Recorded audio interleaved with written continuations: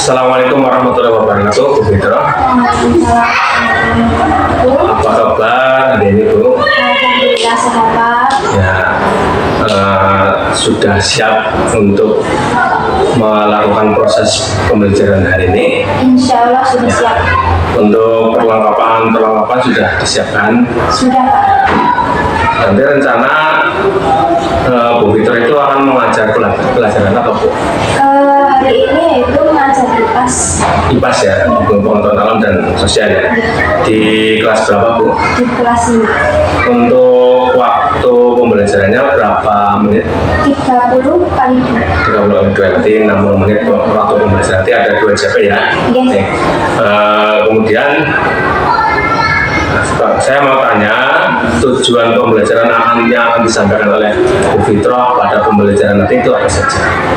Tujuan pembelajaran hari ini yaitu peserta didik mampu mengetahui fungsi alat gerak manusia dan hewan, lalu mampu menciptakan alat radio dari barang bekas. Jadi memanfaatkan barang-barang yang ada di sekitar kita ya, jadi tidak memerlukan biaya besar, kemudian mudah didapat, gitu ya, dan itu bagian dari kreativitas juga. Kemudian area pengembangan yang hendak dicapai dari proses pembelajaran nanti itu apa saja? Area pengembangan yang akan dicapai itu pada indikator 4.5 Indikator 4.1. menciptakan alat radio dari barang bekas. Oh gitu ya, baik. Kemudian strategi yang ingin dipersiapkan oleh Bu Fitro apa saja ya?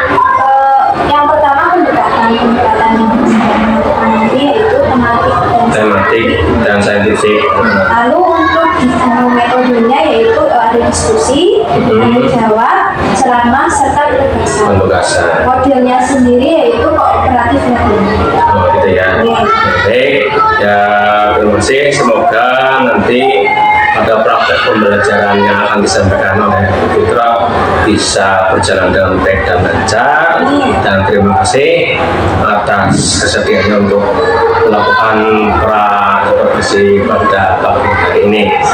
Terus selanjutnya nanti kita akan menuju ke ruang kelas 5 gitu ya, untuk mengamati proses pembelajaran yang akan disampaikan oleh Bu Fitro kepada anak-anak. Ya, terima kasih. Assalamualaikum warahmatullahi wabarakatuh. Waalaikumsalam warahmatullahi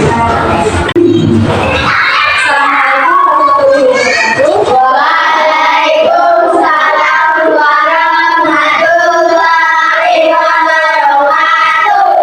Selamat siang anak-anak. Sebelum memulai pelajaran pada hari ini, kita berdoa terlebih dahulu ya. Doa selesai. Baik, untuk mata pelajaran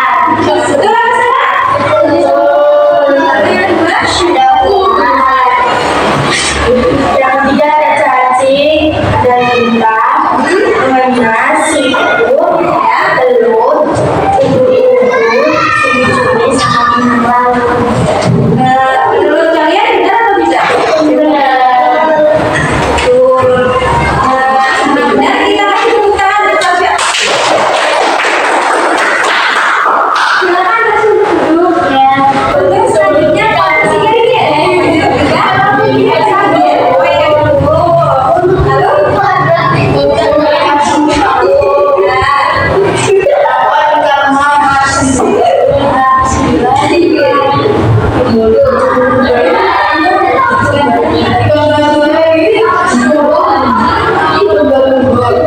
Bapak lihat jawabannya. Betul. Kita kasih tepuk tangan dulu.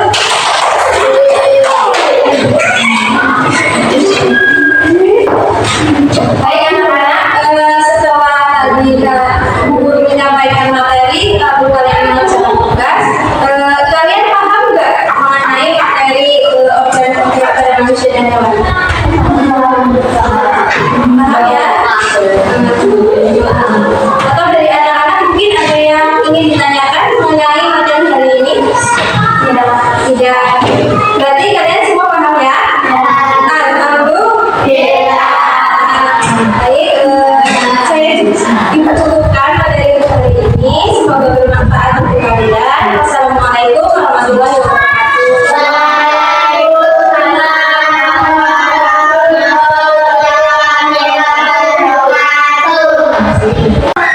Assalamualaikum warahmatullahi wabarakatuh. Bu Fitra,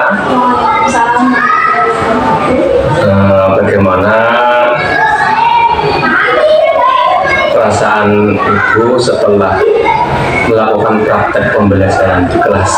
Perasaan saya setelah melakukan kelas itu, yang pertama saya merasa senang karena bisa belajar praktek secara langsung di dalam kelas, serta dengan saya praktek langsung saya bisa menambah pengalaman untuk nanti saya mengajar di kelas saya.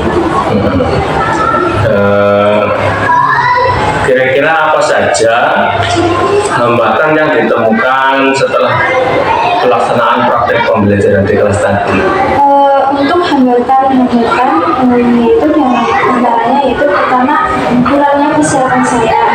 Karena ini adalah sesuatu hal yang baru dalam hal ini yaitu kesempatan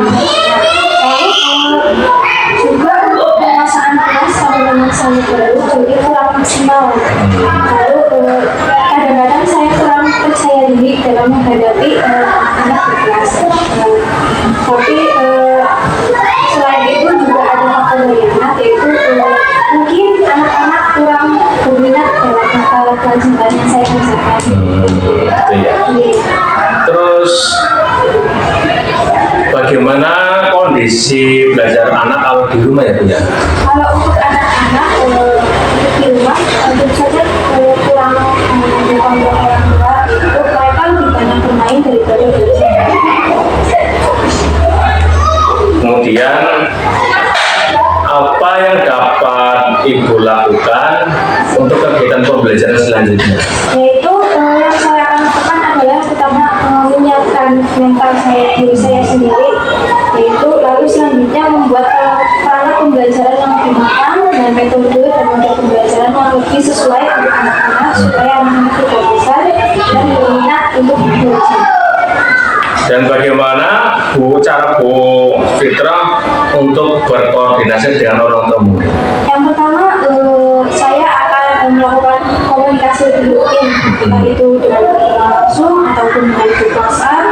Lalu dalam pertemuan tersebut kami membahas mengenai perkembangan diri, perkembangan belajar. Ya.